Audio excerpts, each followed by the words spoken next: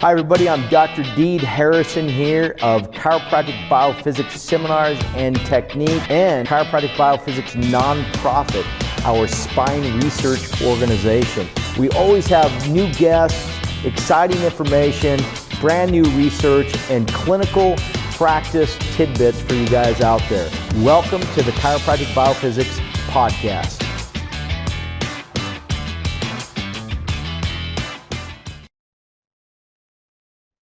Here we go. We're back. Episode number 3. Man, we are gaining momentum. This is like a freight train right here. I'm telling you.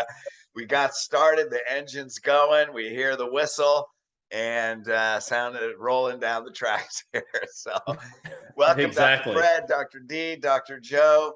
We're here to have fun mainly, but to be able to expand your mind, grow your heart, give you some purpose, and give you some things you can go back into practice, go back in the world, and make a bigger impact. So always great to be with you guys. Good to be here. Yeah, it's great. Third time's the charm, right? Yeah. Well, I have to say, guys, Deed, I'm really, really upset with you and your dad and all the research that CBP has done. And you're probably wondering why I'm saying that. Why am I so upset with CBP nonprofit? Because I forgot how many studies we have, and I'm trying to get something all ready to go for the CBP Annual next week and going through every single study that we published. And boy, it's a lot of work, but they're going to be happy comes next week. Yeah. What exactly are you getting ready, Joe? I could, tell you, but I'd have to kill you. No, we're actually, what we're doing is we're actually taking all the CBP research for all that are nonprofit supporters, and we're going to make that online to where in a secure portal, they can search up and find based off of search criteria or based off of the journal. They're going to be able to find the actual paper that we're going to upload. And I'm just going through all the papers and putting it onto the back end. So now, as in the future, after the CBP Annual, once a paper gets published, we'll be able to have that online. And then we're going to have the system that we're using will get built out in the future to have more flexibility and, add in your videos and things like that. So it's going to be something really robust for those that are helping CBP nonprofit with the research. However, doing all this in a rush when I have another trade show coming up this weekend, no pressure. Of course, I wait to the last minute to do it, so no pressure. So, that's what we're doing. So all those, everybody that'll be at the annual, it will hopefully be ready by then. Well, it's always online at cbpnonprofit.com. I mean, that's where they can donate, and that's where people can look up all the studies that we've done by topic, like type of study and year. But then it has links to go to the abstract and PubMed. And then most of the papers you still have to pay for because it's not open access. Right. So you're talking something totally different where only dues paying members for the year get access to this new system you're building out, right? Yeah. And what's great about it is that all those papers that you can't really get without paying individually for them, which would be a fortune, you as the author can go ahead and share it with your colleagues, and that's what we do. So it makes it a lot easier for anybody that's dues paying member to be able to do that. So it was something that the board voted on last year. It's just finally getting to fruition now, and we're just going through and trying to do that. I say we, that means there's a small group of us with Annie, Mary Beth, and myself getting this ready. And I tell you what, it's going to be much better for everybody being able to donate on recurring dues. It makes it a lot easier to help us do all the research that we do. However, so what you're saying it's a lot of work for me now. You got it approved a year ago, and just now you waited till the last 3 days to do it. I would not confirm nor deny that sometimes I'm a procrastinator. Because so wasn't at the top of your priority list. There's some other really cool things that have to do with computer vision that I'm going to have available for us to show at the CBP Annual as well when they come by the booth. So been pretty busy working on those things. So just burning the candle, trying to get some things done, but looking forward to Nashville. That's for sure. Yeah. I mean, go ahead, Fred. I was going to say, so what you just did was give a shameless plug for Buy Joe's stuff. Buy Joe's new stuff because it's totally awesome. That would be a shameless plug for Posture for sure. But I mean, how else do I just realized too when I got on that I have the pic behind me. I was on a Zoom with a bunch of drummers, and so I had this on the back, and I forgot I had the drum picture on the back.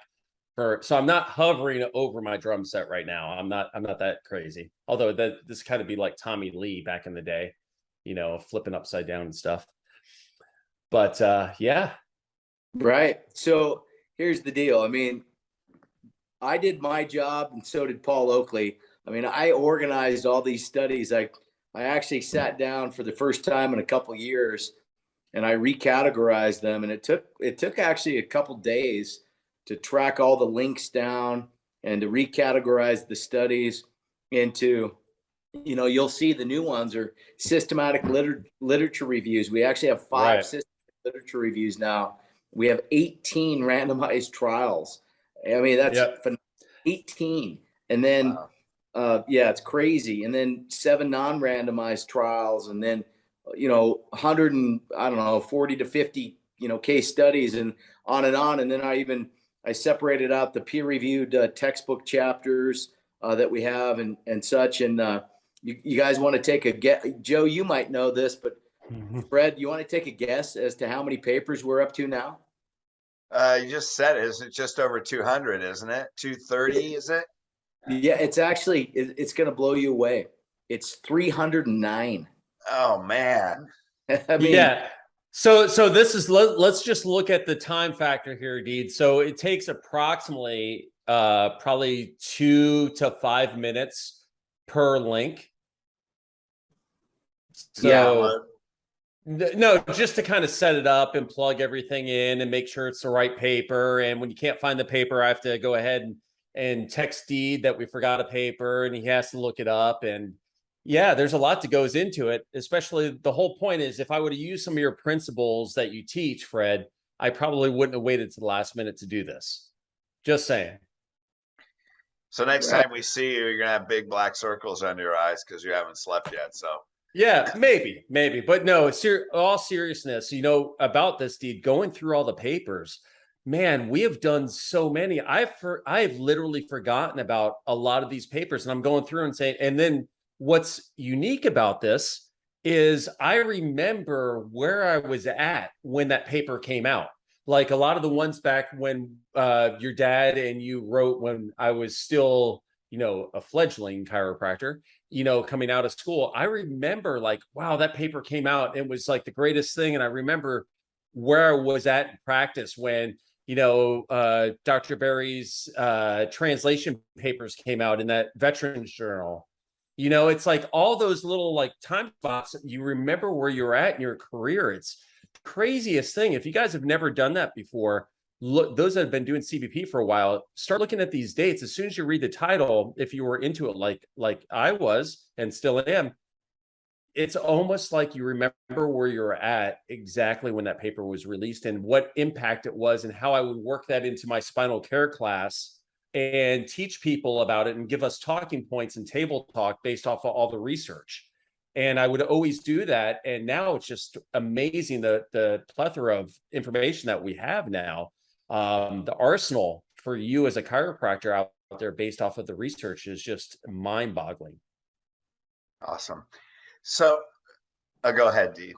Oh, I was just going to say, before anybody calls me out on it, when you see it, 25 of them are still either in review or being written and submitted. So we actually have 284 formally and preliminarily published articles, which is freaking like, oh my God.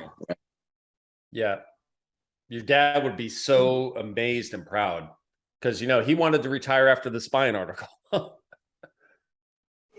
Awesome. So, Dee, tell us what you're excited about coming up in the annual. I don't know if every annual has really a theme to it, but you come out with new stuff. And so what are you excited about? Not only listening to, but presenting yourself. That's really going to really blow people away. Yeah, and it's unfortunate, Fred, that I'm not videoing this one. I've been asked a lot, but the annuals are, to me, you have to be there. It's an experience. It's like, and we'll talk about this too after we're done with this, but like the hands-on workshop that we just all got done. Well, you and I, Joe wasn't there because we don't like him, but that experience, you have to be there. So the annuals are like that. It's not something that you just watch online and reproduce that. They're meant to be one and done. So like for me, I'm going to keynote, kick it off myself. I don't always do that.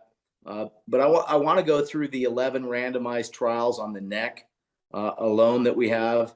And when you put them all together in the way that I've put them together, I think it'll just blow people away to see what those 11 trials actually have demonstrated, how they tie together, how they're very synchronous and similar in their results, and then how there's an independent trial not done by us at all that shows the same results. So I'm going to do that. And so, someday I'll put that online as a video that people can watch, but I think it'll just, that part will, I think it'll blow people away because I'm blown away by it, so you want to give us any clue as to what you're going to show in those trials, or are you going to, do people have to go, or can you give us a one-liner?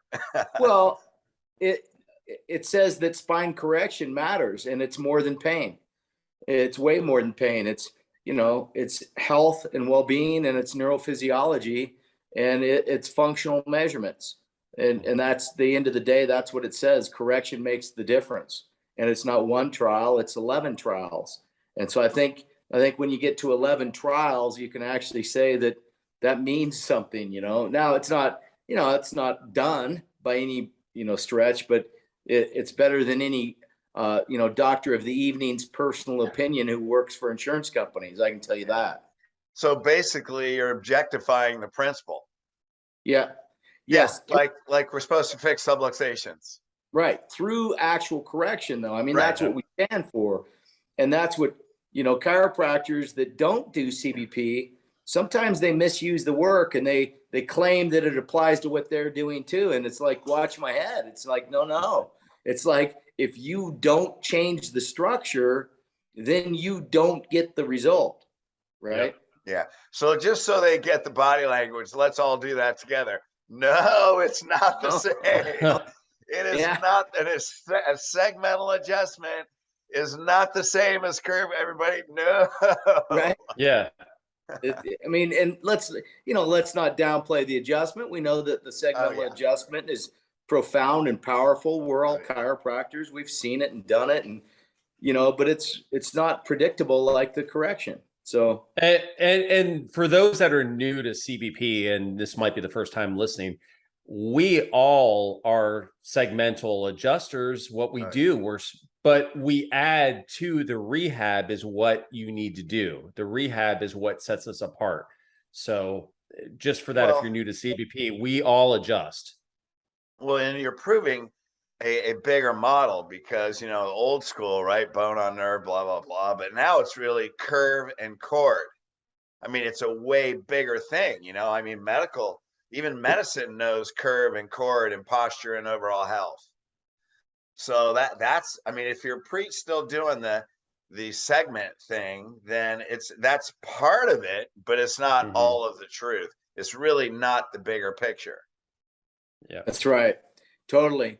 And then, the other part, Fred, I'll keep going with the annual. You guys chime in after each one. I'm really excited about the keynote speaker, right? And unfortunately, he's not part of the CE hours because I didn't formally get him approved for the CE hours, but I'm hosting an evening session that starts, right around, 6:30 to 6:45 at the end of the CE hours. And he'll go till 8 o'clock. And it's is this the guy that I'm the groupie for? Yes, it's Dr. Joe Ferrantelli's, his number one fan. So Joe, don't be throwing your underwear and stuff up on stage at Dr. Peter McCullough. who's, as we know, he's a world-renowned cardiologist, MD, highly published, and he's been at the center of, the jab controversy, specifically with it causing and being associated with cardiac events, myocarditis, heart attacks, blood clots, all that stuff. And whether or not you're pro or anti jab, that's not what we're talking about. We're talking about listening to somebody that has a whole host of knowledge and expertise, and dare I say is an authority in cardiology, telling you what he's been finding through his publications and other people's publications, and how it's not conspiracy theory that this C19 jab is linked to very high rates of cardiac events and disorders, right? So he'll be presenting as the second keynote, probably even more exciting than me. I think people are just going to hear him, but he's not part of the formal CE hours just because I didn't get him approved in time. So I'm doing basically the first 4 hours at the annual, and then Dr. McCullough is kicking it off after that. Yeah, well, I sure hope that by the time he's done, there's minimal amount of people. I know a couple of people that'll be there that did get the jab, so that'll be rather interesting to listen to him. You have to have a whole lot of cognitive bias not to have that affect you. Right. Yeah, and what the biggest issue, I was speaking to somebody here that I know today, and they're in another country, and they said that they already know somebody who can't have a baby now. They can't conceive because they've had multiple injections, and they've linked it to that. And then I just heard another person that had a cardiac event. And one of the things that I think we'll probably talk about is the subacute myocarditis, to where all these young people that you see having issues later on, like on doing these sporting events and everything like that, and then they get a pump of adrenaline while they're hitting the ground and having heart attacks and things like that, is because they have myocarditis that they don't know they have. And the adrenaline is what brings it out. And I'm sure he's going to go over that. I heard him talking about some of those things. It's just mind-boggling on all the things that we kind of hinted to and told, and we're not the only ones. There's countless people in our field that have spoken out about it, but everything that we've said has come true. It's all true, and we were silenced because of it. To this day, they're still silencing people online, which is crazy. Yeah, I'm not going to record the event because I don't like being recorded sometimes. I want to say what I want to say. And I don't want something to come back to me and taken out of context. And to the same, extent, I want Dr. McCullough just to feel free to say what he needs to say without any repercussions. And then, it's odd, Fred, and this ties into you and your coaching and value. It's crazy how many people asked me if they could just come for free and listen to Dr. McCullough or bring somebody, and I'm like, do you know how much it costs to rent that space in that kind of hotel, and B, the food and the drinks that I'm bringing in, and then how much I have to pay that man? I mean, because he's not just going to show up on his own dime and speak to us for free. And it's like the issue is the value. It's like you just want to show up for free to the event, and I just shake my head and go, yeah, why don't you just give your care away too, right? Yeah, that's crazy. That's amazing. And what probably becomes more discouraging, and these are my words, not yours. So, for anybody that wants to hate me after this, it's all good. But these are people you have, probably people you have relationships with. Well, I know. I'm not going to say who they are, but it's just like, well, no, I know, but I mean, that's what's the biggest thing. Like, my God, look at everything that we've gone through and what you're doing, what CBP really has done for you, not just what you've done, but man, we gave you the most powerful tool. Right. And Yeah. it's like, just pay the CA fee. If you want to bring somebody, pay the CA fee just out of respect. So, Yeah, that's and right. you guys, the average attendee has no idea. You guys know this, but I'm lucky to break even on the annual the way I do it, because I don't go cheap. We serve great meals. We serve great wine because we value people. I give away great gifts and all these things. And then it's like, you can't disrespect that. And the challenge is what I'm trying to do. I'm not upset. It just shocks me. And it's the They same. just don't know. Yep. It's the same reason why these people, and not every one of them, I hope they don't get mad at me for bringing it up. I'm not naming names, but that same mindset allows you to cut corners in your practice and not get paid for what you do. Yeah, it's funny that you bring that up, Deed. I just had a chiropractor email into. I always get things forwarded to me, just like probably you do, when people email in when the staff is astonished that there was a chiropractor out of Australia that was upset because they thought that our app that cost $200 a year on subscription was too expensive. And I'm like, wait, what?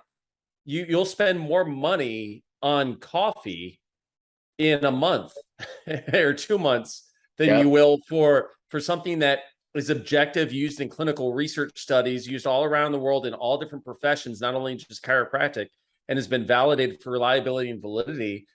And it's like it's so hard to understand their lack of value on something that is so critical to health, for their practice in healthcare. It's like, wait a minute. And then you're like, well, let me tell you this. I spent about $1 million of my own money to make that app this $200.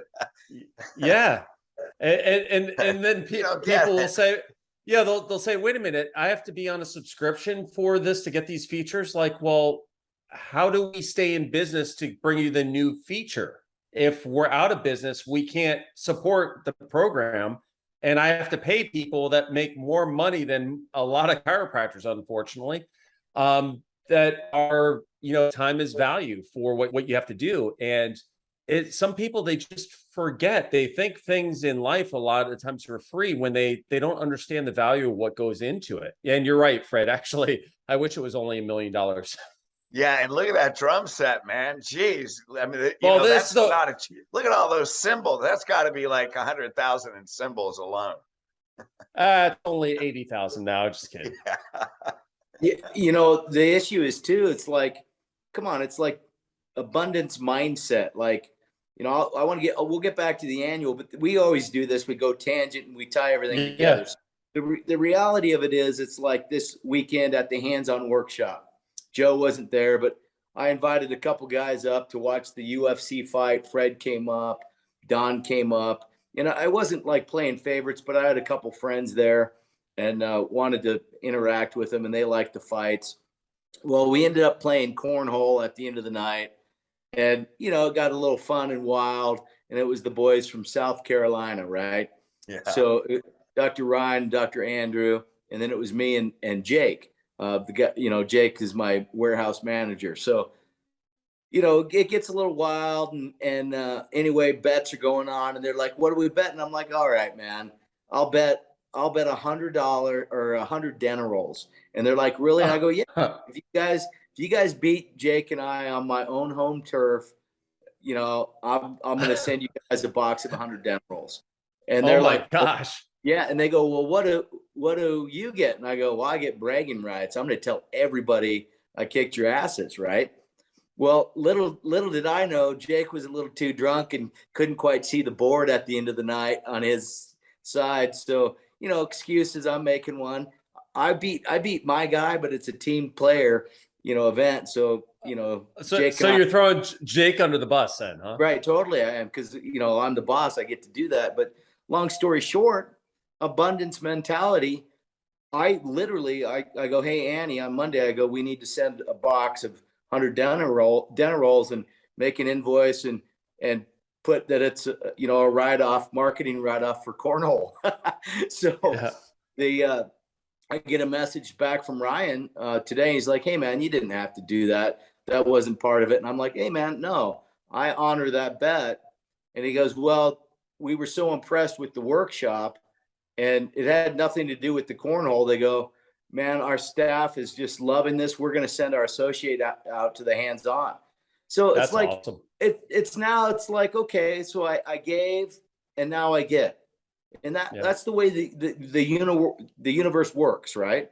You know what I mean? So it's like, I'm not worried. 100 dental rolls isn't going to make or break my company. And if it does, then I shouldn't be doing this.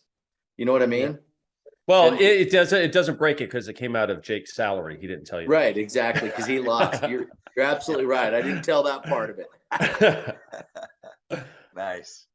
Yeah. Isn't he still healing? Was that Jake that he's healing from a broken jaw or some story like that? That's a totally different story. Yeah, we'll leave But that buddy- at the fire pit. Yeah. This is so funny. We've been talking a half an hour and haven't even got to topics. I love it. Right. This is good. This is what it's about, you know? Right. So anyway, it's about abundance in your mindset. But back to the annual. On Saturday morning, we have Dr. Centeno, Dr. Schultz from the Centeno Schultz Clinic. Very high level, very famous MDs that do holistic, non-surgical pain management and injections for instability and degenerative changes in the, throughout the spine and extremities. But really what they're known for is a very unique procedure for the upper cervical spine to inject and create stabilization in the upper cervical ligaments.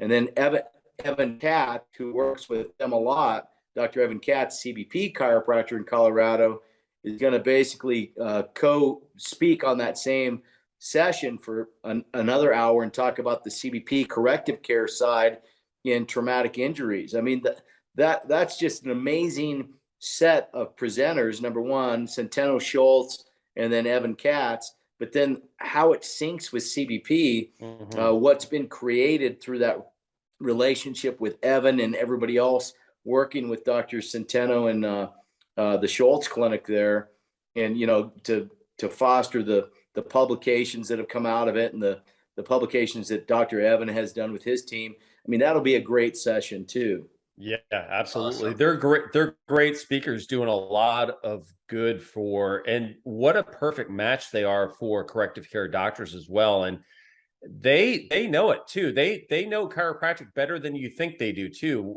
We just heard them both speak at the Whiplash conference that we were both at.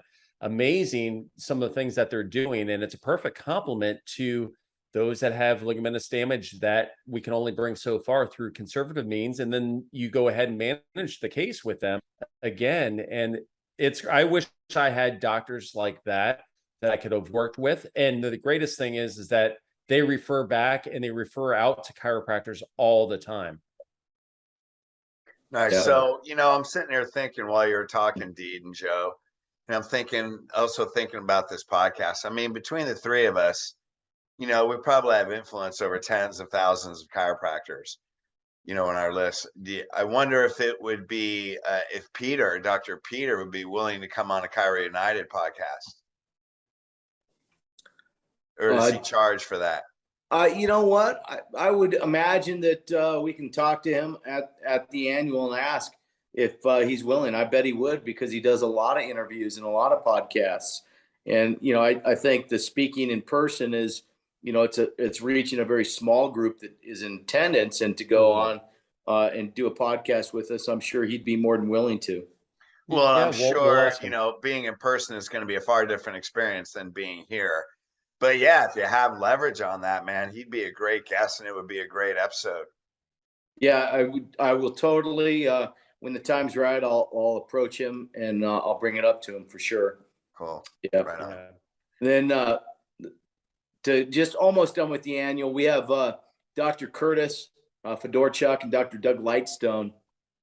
They're going to be presenting some new research that they're doing in their office and information on the health and wellness score that they're doing for chiropractors. And what that is, the health and wellness score system, it's, documentation, all the outcome questionnaires that chiros need to use but aren't using. And then it tracks them and stores them. And then we can collect private data and look at outcomes on that. But Dr. Curtis and Dr. Doug have something really cool to share. But also Doug and Curtis have started a brand new peer-reviewed journal that's debuting this year. And the first publications will be the advanced doctor presentations as their case studies at the annual. So Doug and Curtis are going to take the abstracts of the advanced certification presentations from the doctors and put that in the first issue as proceedings of the 44th CBP Annual Conference Advanced Certified Abstracts. And I just cleaned them up today. There's 8 presenters this year, 8 doctors, and the abstracts are great. The cases are great. But, you know, doctors on average aren't writers. So I got to spend the whole day rewriting 8 abstracts. Nice. Yeah, that's awesome. Yeah, that's the new journal. That's a lot of work. A lot of work. Yeah. You know, Doug apparently wants to get divorced later in life. I don't know. I'm joking. I shouldn't even say that out loud, but you know what I mean. You take on all these tasks, and you really have to pay attention to your family time too when you start doing things like we do. But then after that, Jeb McAvini, Dr. McAvini from Australia, gets to come over and present to us on new updates on bracing for sagittal plane deformities and for scoliotic deformities. So that'll be a fantastic presentation, and it'll be awesome to number one, see Jeb, because we haven't seen him for a couple years, and then number two, just hear what he's got going on. And you know, he always brings something really cool. Yeah, it's going to be exciting. And so, what about the golf game? Yeah, that's what I was going to ask. I canceled out the golf game this year because I didn't want Adrian Denewald crying foul that he couldn't play, you know, because we all know that I was going to win anyway, either myself or Taylor. And then Adrian would have been crying, you know, foul. So we canceled that until, you know, further notice till the Aussie can come over. So, you know, but, you know, past that, at the end of the day, we have CBP nonprofit. And just real quick, and then we'll change gears, is I have 2, in addition to all the other stuff we have, I have 2 brand new projects that nobody's seen before that Ibrahim and his team and I are working on that I just got some of the data for. And, you know, I'm in the process of writing that up. And I get to put that into the CBP nonprofit lecture to show everybody what we're working on. As part of the CBP nonprofit lecture Saturday night, you know, Saturday night from 3 to 7, it's really CBP nonprofit, but it's part of the annual. But we have something really cool that we just got invited to do, Paul Oakley and Ibrahim and I, and that's edit our own issue, be guest editors of our own issue of a very famous Q1 high impact PubMed journal.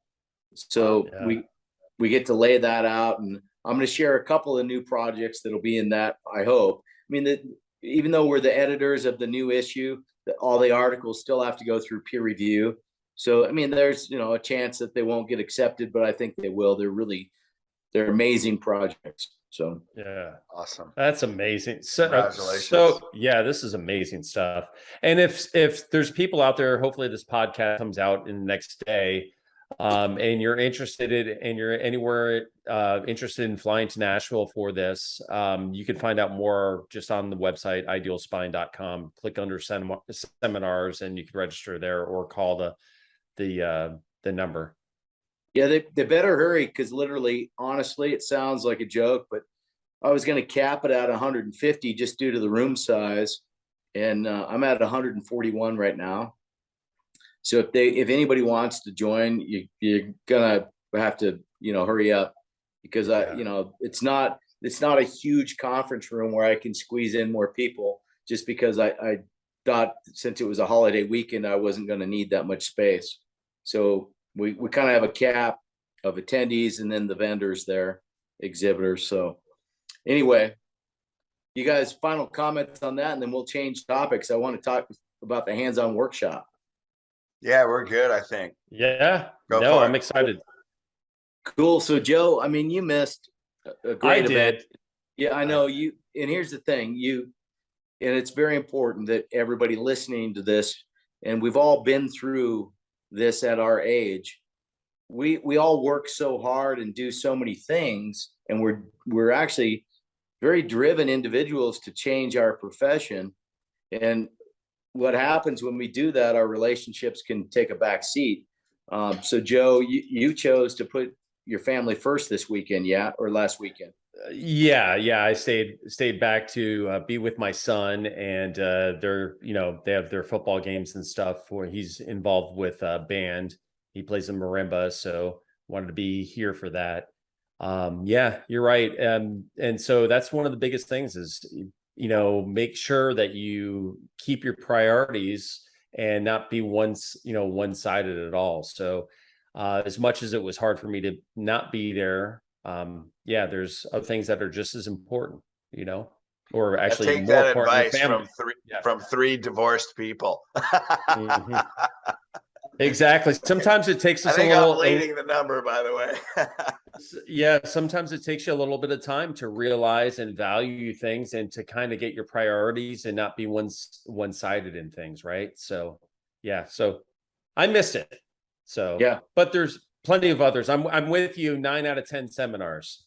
Yeah, and we're not preaching, we're speaking from experience and things we've learned as we've developed and grown. And it's important, Joe. So we missed you, but the cool thing is for Fred and I know you'll appreciate this too, Joe, when you, not every event is the same. Right. But for me, this hands-on workshop was a little different because I had 2/3 staff members and 1/3 doctors. And a lot of the doctors for the staff weren't even in at the seminar. They just sent their staff. And a lot of the staff were really quite new to CBP. Like they didn't have the background. I mean, they had some hands-on with the doctor, but some of the things we cover require the doctor to be there.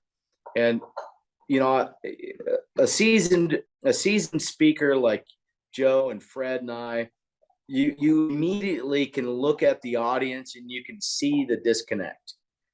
And so you change gears a little bit and you start sharing different things and things that the staff needs to understand and be cognizant of. And there were several moments for me, but one of them was when I talked about a case of a young boy from Canada, and I was trying to impress upon the staff literally why they have to pay attention to the traction setups so closely, and that they're a bigger part of the team than they realize.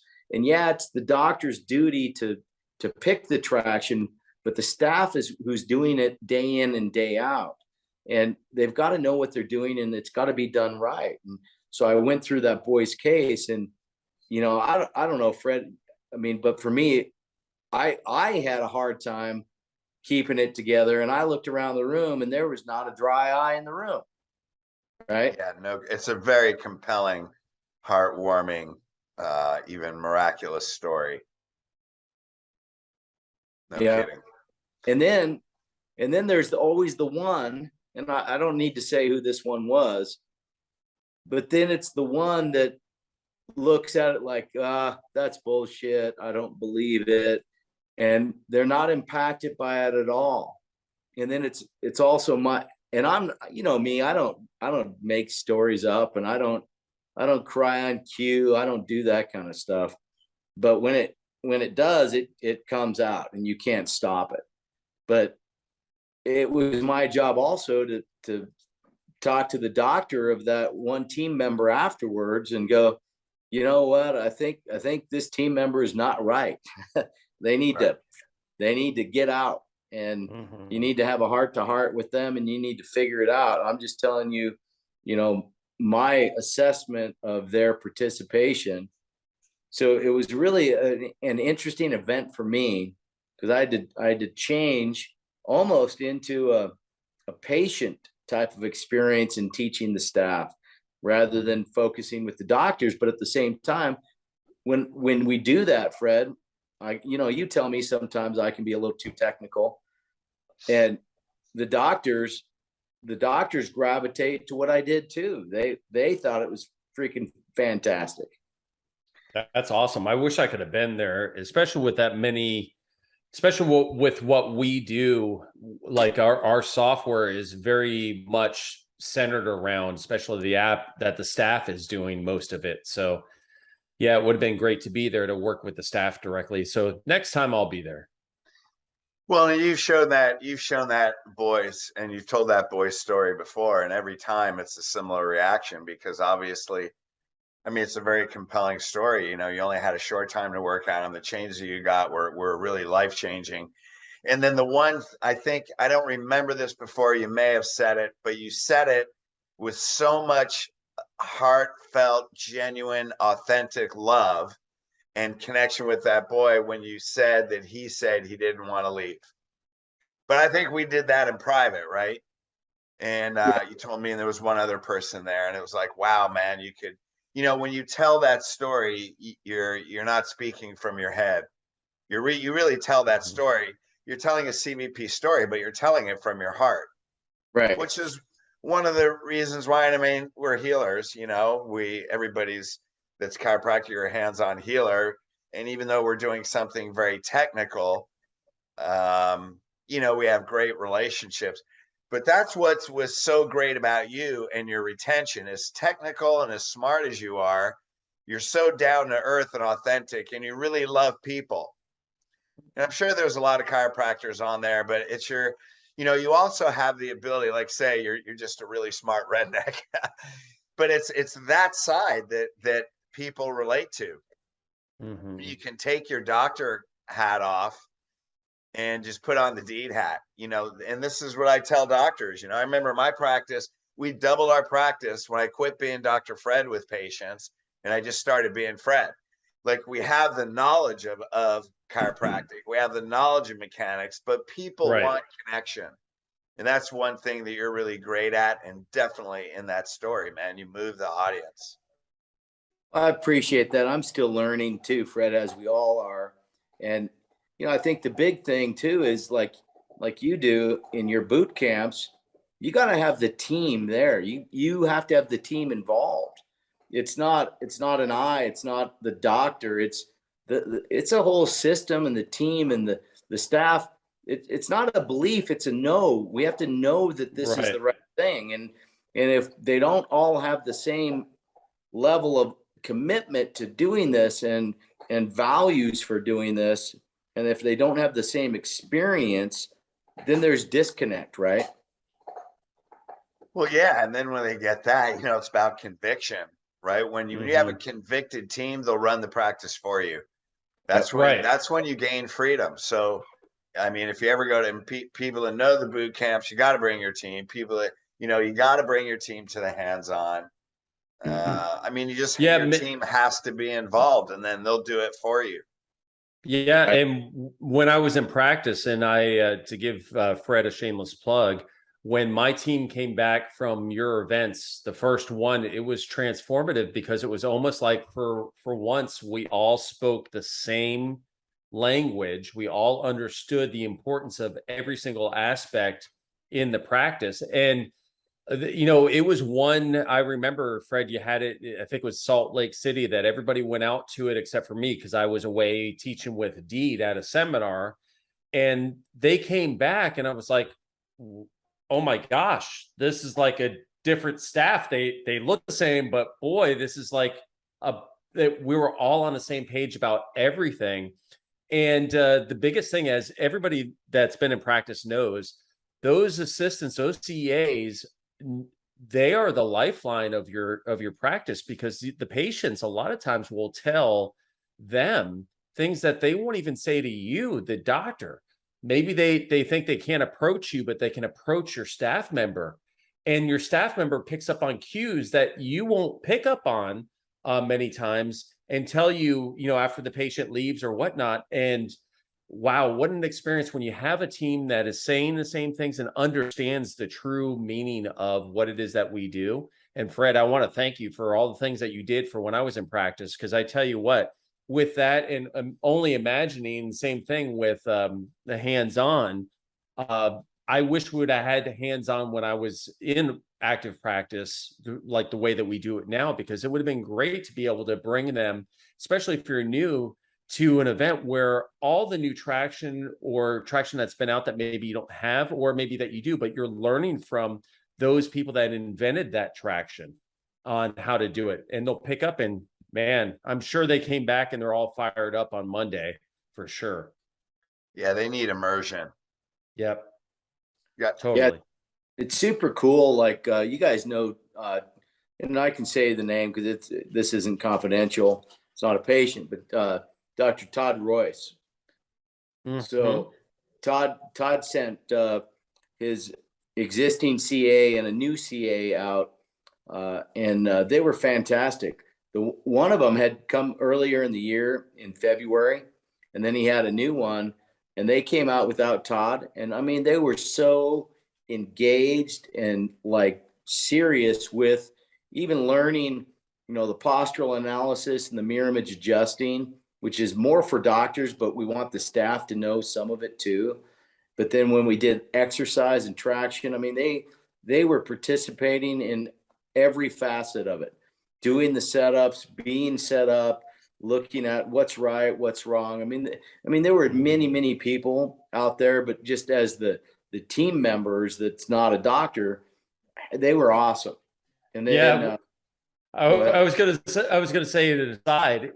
This carries over. What's funny is that one of the owners of my business is Tim, and he was my star CA for so long, and then he became obviously the office manager.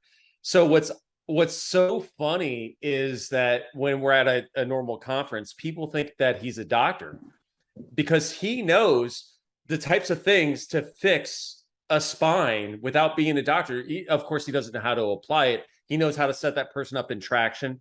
He knows how to look at a spine and say, oh, that's going to be a two-way type of traction versus, compression extension, just by looking at it. Oh, that setup wouldn't work for that. Or, why is that? It's just hilarious that so oftentimes people will call and want to speak to Dr. Tim, and even when he was in the practice, they all thought he was a doctor. And it's just like your CAs can do that for you and literally just help the patients so much better when they truly understand, what's going on and I can only imagine being able to teach. They can teach the exercises that much better and all the setups. Yeah, because he's like, I'm not a doctor, I'm a singer, man. Jeez, I lead the praise and worship on Sunday. I just do this as a hobby. Absolutely. Yeah.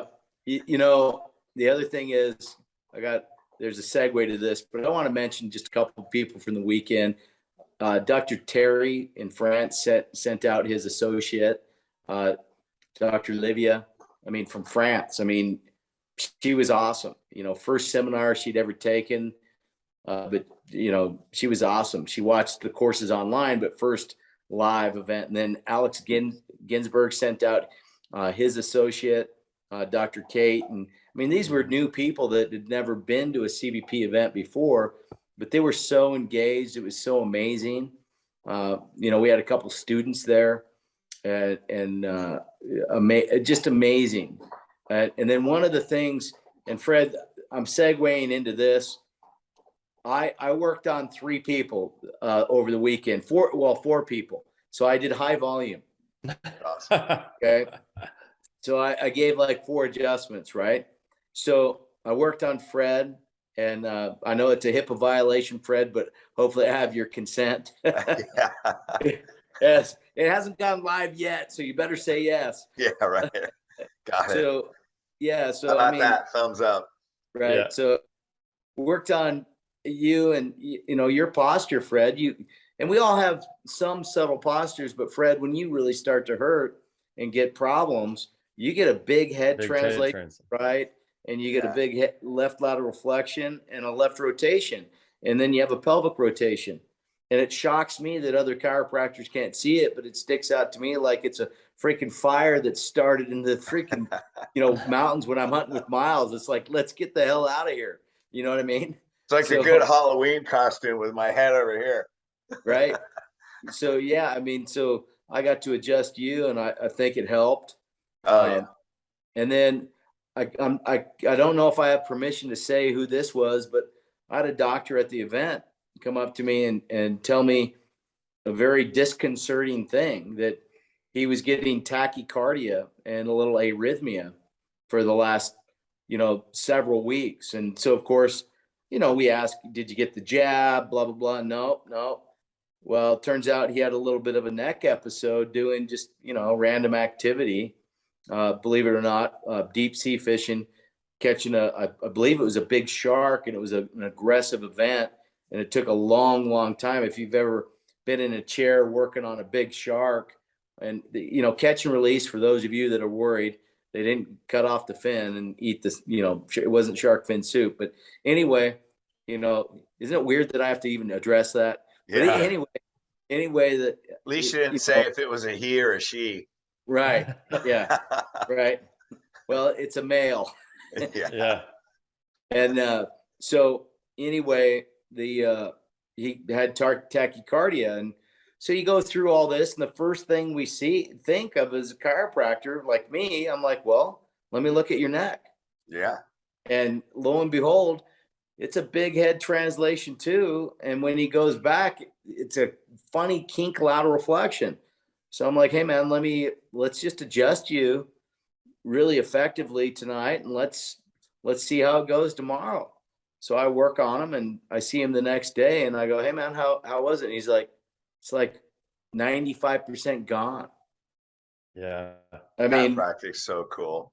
Right? One adjustment.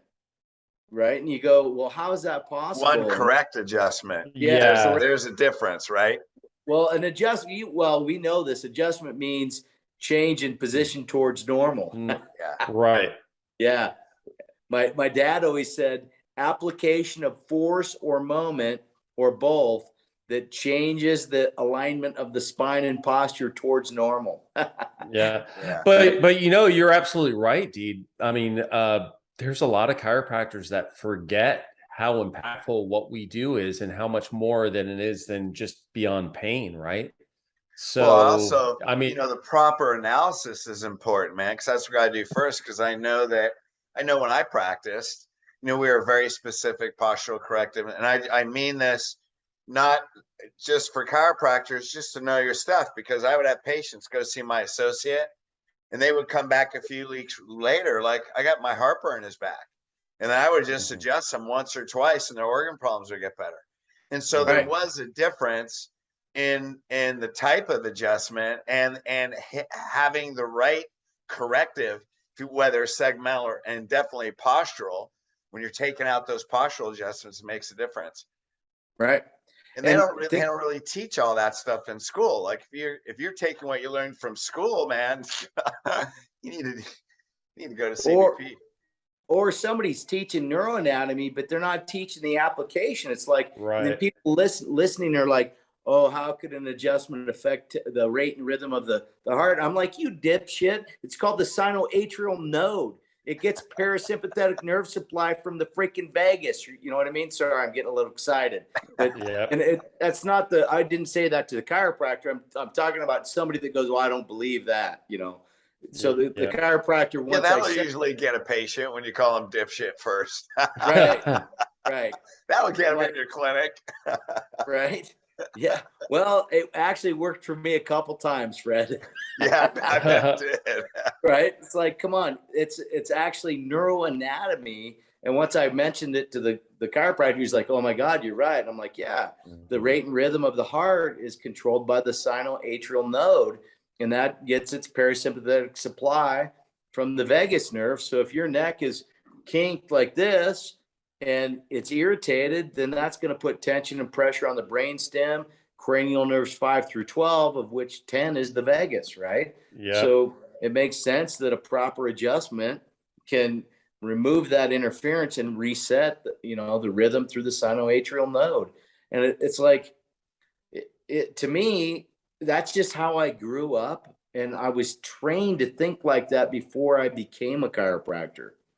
And then, and which in a way, sometimes it's almost dangerous, because I wonder if I'm missing other things, but I think I'm smart enough not to miss the other things. The first thing is, let's keep it simple. Like, the answer to a complex problem is usually a simple solution, and that's what corrective chiropractic really is about, right? Before we look at weird esoteric things, it's a simple solution. Well, and another thing is for doctors that, you're a primary healthcare provider. We are responsible for their health problems. No, I'm not saying you have to say, this posture caused this problem. I'm not saying that, although get the Back to Health book, because Dan Murphy has spit out, and you've gone through so many studies, Dee, of the relationship between posture and very specific health problems as well. But, if you're not asking about organ problems and talking about that relationship, you're creating a person that's buying a program for pain as opposed to teaching a lifestyle of being a healthcare provider, which is what we are. We are primary healthcare providers. So you have to talk about those organ and health problems, in my opinion. Yep. Hey guys, I'm sorry, the sun is just coming through my opposite window and it's lighting up my face. Can you see that? Yeah. Nice. I thought it was the wine making your face red. I'm looking. Yeah. I'm glowing, man. But the reality of it is, the super cool thing is, it takes a chiropractor to look at these situations like this and go, hey man, that's the right thing to do. And then, the other thing is, a patient wouldn't really probably even tell us that they're having this, Fred, unless, we do some of the things that you teach, like, hey, you got to pull these visceral things out of them in the exam. I mean, a typical patient wouldn't have come up to me and gone, hey man, Dee, do you think you might have something you can help me with? My beat is irregular. A patient wouldn't have said that. Right.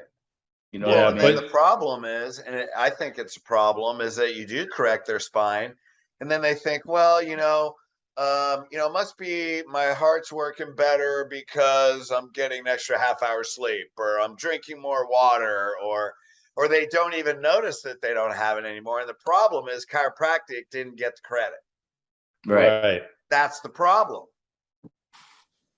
Yeah, no, absolutely. And then when we started tracking that and when the staff really started being aware of that too, during the intakes, it transformed your practice, because especially after going through corrective care, you're amazed. We might not be able to explain everything, the neuroanatomy on every single case, but the cases that responded through corrective care that failed with traditional methods of chiropractic, you could say, I had so many cases with neurological problems that would seem somewhat unrelated, like different things. At first you would say, oh, how could that person's tics get better, right? And then they improve. Or somebody, when their vision, I'm sure anybody that's practiced for a while, after you do corrective care adjustments, people's vision will start to improve. And they'll say it instantly. I'm actually a testament to where after I get a corrective care adjustment, I literally can see better. And of course, there's research on that, right? So we know the osteopaths have been doing research on that, but you got to pull these things out, like Fred says. I mean, I went for so long not doing that in my practice until I met you, Dr. Fred, and it really is transformative, because all these things that we can help people with. And then if they know that something that you did had a positive influence, how many people do they know that may be suffering and have done the whole medical gamut and still are not better? There's a chance of what you can do can help them. And it's really just life. Right. I mean, it is truly amazing. So thanks again, Fred, for opening that to us. We were always about organ health, but relating it to patients when I was in practice. I wish you would have come around a lot earlier in my practice career. That's for sure. Cool, man. You're welcome. So, well, guys, hey, I think that's a wrap, right? I mean, we just went, a cappella. Yeah, there you go. Over an hour. So cool. Well, we're going to be coming. We're going to be sending these out every other week. So if you learned something, if this was engaging for you, definitely subscribe. Please share these with other chiropractors. This is something you can share. I would share with your patients. I know we speak a lot about chiropractic and to chiropractors, but the information here will certainly create a better patient by far. I mean, they may not have to agree with everything, but certainly if they listen to what you've just listened to, if this helps your conviction, what would it do for the conviction and purpose of your patients? So please share this as well. All right, gang, any final words? No, just till next time. Yep. There you go. Thanks. Love you guys. Peace. Yep. All right, guys. Bye-bye.